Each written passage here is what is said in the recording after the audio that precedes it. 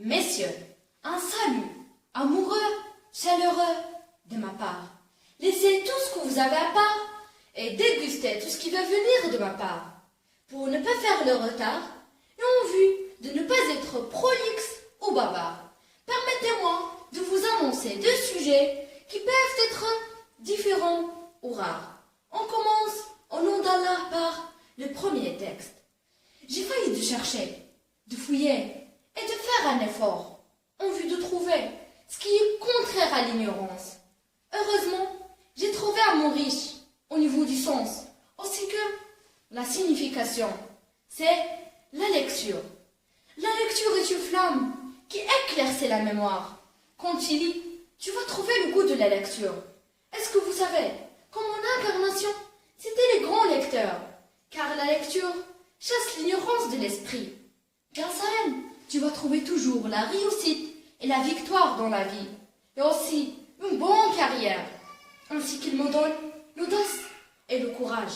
Quand je lis, je peux découvrir plusieurs leçons, et aussi, je peux apprendre de bons comportements qui resteront ancrés et gravés dans la mémoire, comme essayer à donner la bonne articulation, alors que la personne qui ne lit pas est considérée comme l'aveugle, qui ne voit pas les astuces de la vie, car il ne peut voir que le malheur, l'horreur, les erreurs et un peu de bonheur. Donc, il est perdu à gare. La lecture donne ses espoirs et réalise la grande gloire, comme elle chasse le subterfuge et le stratagème du cœur. Ainsi que grâce à la lecture, on peut comprendre que l'impossible peut devenir possible. Alors c'est possible de pénétrer tout ce qui est inaccessible, terrible, horrible et même pénible. Les lecteurs, pour moi, ce sont des personnes invincibles, car ils ont pris plusieurs valeurs valables et formidables. Donc c'est le temps de plier la page, de devenir courage et sage, et de renverser la table pour lire et relire les livres et aussi les plus de la vie. C'est-à-dire, la clé du bonheur pour moi est la lecture, parce qu'il est comme le diadème chamarré d'or. Je parle ici des valeurs de la vie. Et puisque l'individu qui est capable de maîtriser son cœur est capable de conquérir le monde. Donc nous pouvons lire ensemble, mais il faut sacrifier. Car un jour, tu te réveilleras. Tu n'auras plus de temps de faire ce que tu voulais faire. Donc fais-le maintenant. Qu'attendez-vous? Lisez pour améliorer votre niveau et pour trouver une bonne déclamation et aussi une bonne éloquence. Alors que les personnes qui ne lisent jamais sont comme un exemple qui peut perdre beaucoup de sang parce qu'ils perdent beaucoup de chances de s'informer et d'entasser un bagage susceptible de lui éclaircir l'obscurité de l'ignorance et de l'impéritie. Quel bienfait et quel méfait de la lecture. Mesdames, mesdemoiselles et messieurs, maintenant on passe au deuxième texte, s'intitulé « Le cœur, exemple ».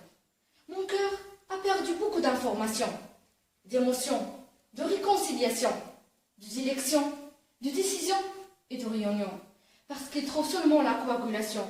Mais pourquoi je trouve dans mon chemin l'ostension, la protestation, la contestation, la punition et l'objugation?